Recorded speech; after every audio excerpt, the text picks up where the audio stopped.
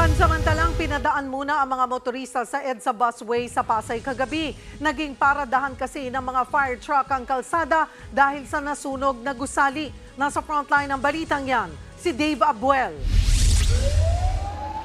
Binalot ng makapal at maitim na usok ang gusaling ito sa EDSA Pasay northbound nang magkasunog sa loob nito pasado alas 9 kagabi.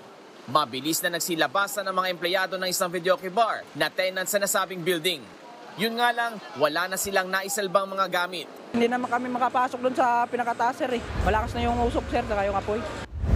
Umabot sa ikatlong palapag o atik ng gusali ang sunog. Ang problema, hirap itong mapasok ng mga bumbero.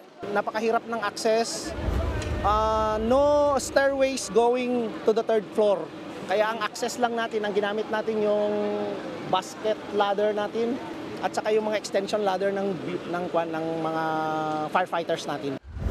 Sa kisame raw gumapang ang apoy, kaya kinailangang sirain ng mga bombero ang mga bubong para patayin ang apoy. Isa ang napaulat na sugatan sa sunog. Dahil sa sunog, pinadaan muna sa EDSA busway ang mga motorista. Yan ay habang okupado ng mga fire truck ang EDSA northbound. Hinayaan din munang mag-counterflow sa southbound lane ng busway ang mga sasakyan. Pasado alas 12 ng hating gabi nang magdeklara ng fire out. Iniimbestigahan pa ang sanhi ng sunog. Nasa 6.4 million pesos ang tinatayang halaga ng pinsala nito. Nagbabalita mula sa frontline, Dave Abuel, News 5. Mga kapatid, Cheryl Cosim po, huwag maging huli at maging una sa lahat sa balitaan.